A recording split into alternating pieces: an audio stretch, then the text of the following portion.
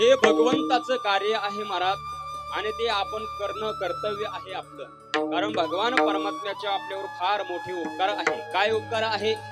त्या भगवान परमात्म्याने तुम्हा मला काय दिलंय? जेने हा जीव दिला, दान दिलाय, फुकट दिलाय. फुकट दिलाय की नाही?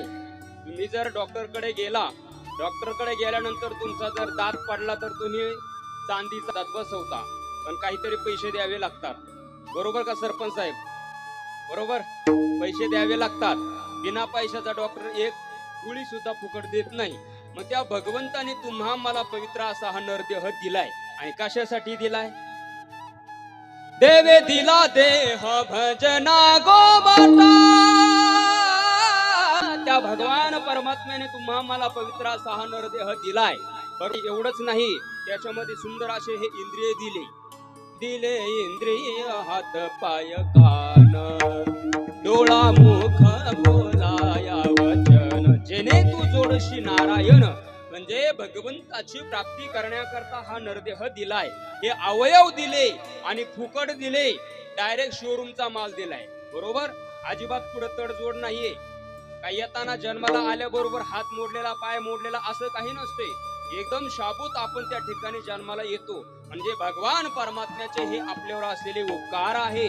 मग भगवंताचे आपल्यावर उपकार आहे ना, मग त्या भगवंताच्या उपकारातून उतराई होतात येणारच नाही. उतराई जर व्हायचं असेल तर या कलियुगामध्ये त्या भगवंताच्या उपकारातून उतराई होण्याचा प्रयत्न आपण करू शकतो. काय प्रयत्न केला पाहिजे? भगवंताला काय आवडतंय? आवडे देवासी तो ऐका प्रकार,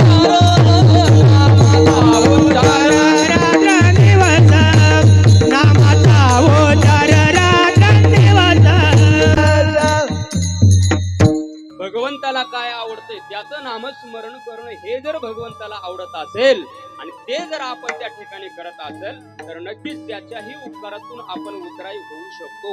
मग देवाला आवडतंय ते जर आपण दिलं तर तो आपल्याला आवडतंय ते आपल्याला दिल्याशिवाय राहणार नाही. कारण तो उदार आहे. त्याच्यासारखा उदार या जगाच्या पाठीवर दुसरा कुणी नाही महाराज. उदार तो हरी, आणि ऐसी कीर्ती चराचरी त्याच्यासारखा उदार नाही. पण कसा उदार आहे महाराज? हेची तेव्हा देसी, ऐसा अससी उदार. तो अगोदर घेतो आणि मग देतो. मग काय घेतो? त्याला काही लागत नाही महाराज. तो फक्त आणि फक्त प्रेमाचा भुकेला आहे.